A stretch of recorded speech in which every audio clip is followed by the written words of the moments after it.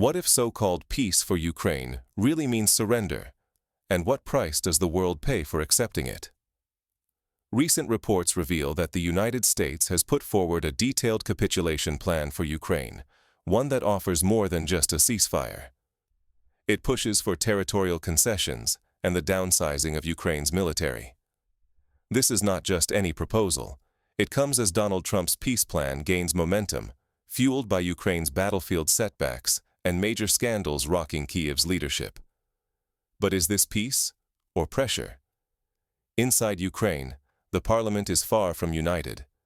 Outraged lawmakers and European leaders are casting serious doubt on the plan's legitimacy, even threatening political and economic backlash.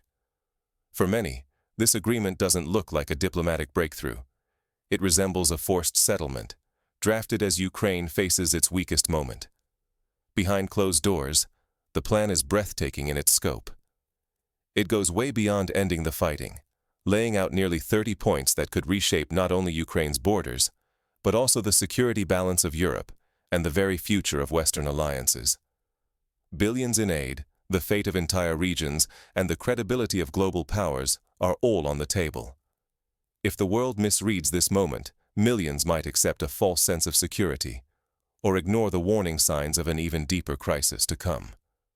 So, how did we reach this critical crossroads? And who truly benefits or loses as the pieces move on this geopolitical chessboard?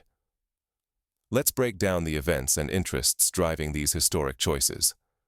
How did Ukraine go from battling fiercely on all fronts to suddenly facing a peace plan that feels less like an agreement and more like an ultimatum?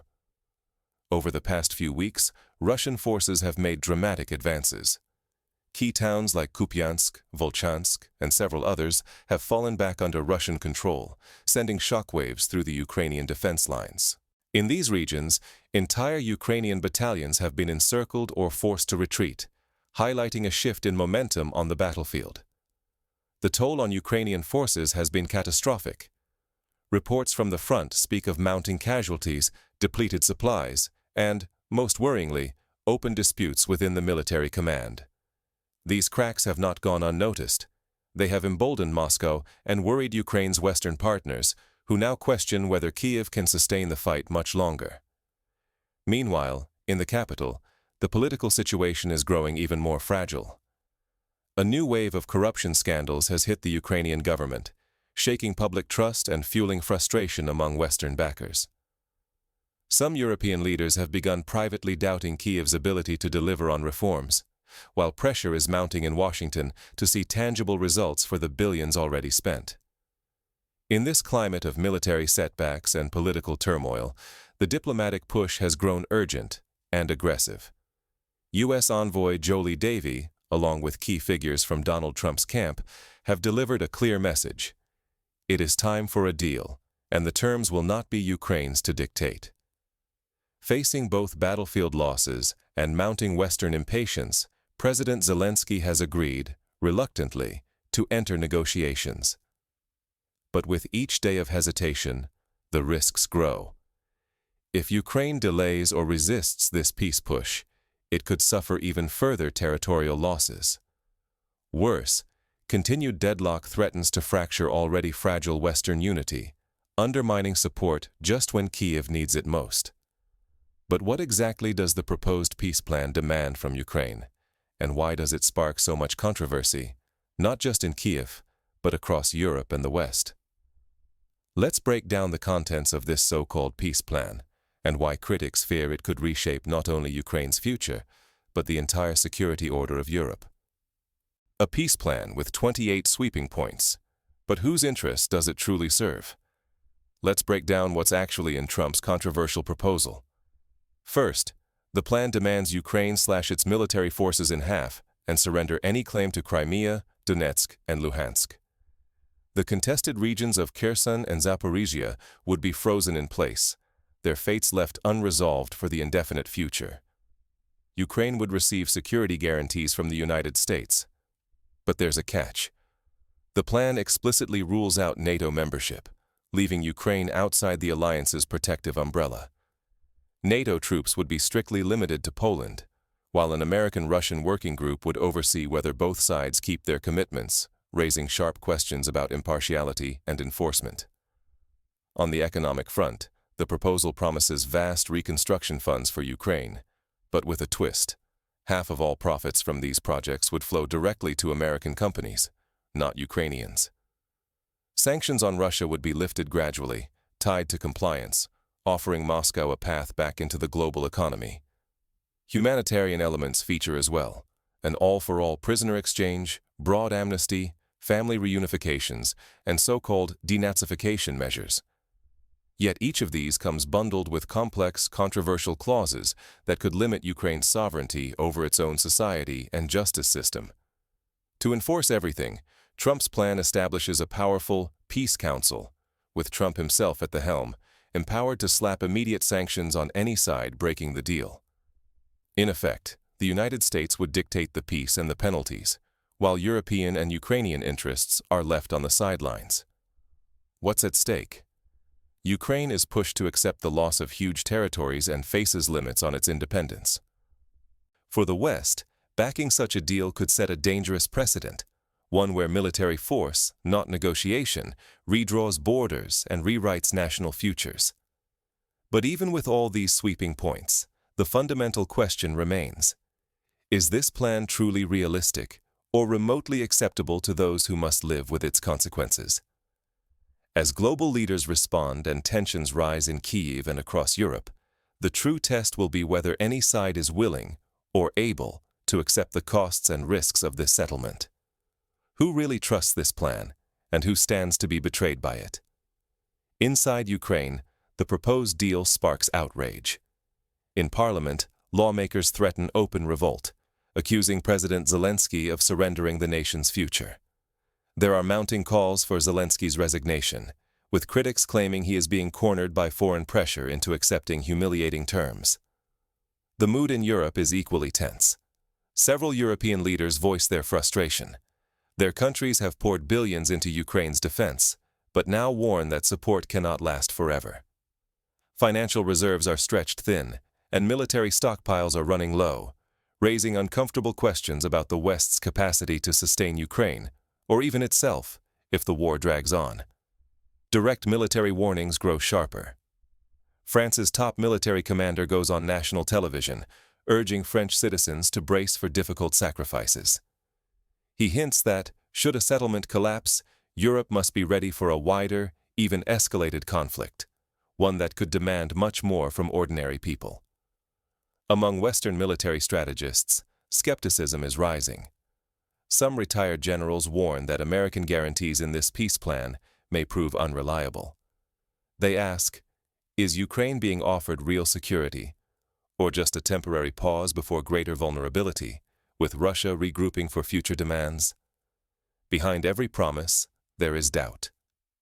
Accepting the deal could bring a fragile peace, but at the risk of undermining Ukraine's long-term survival and shattering Western credibility.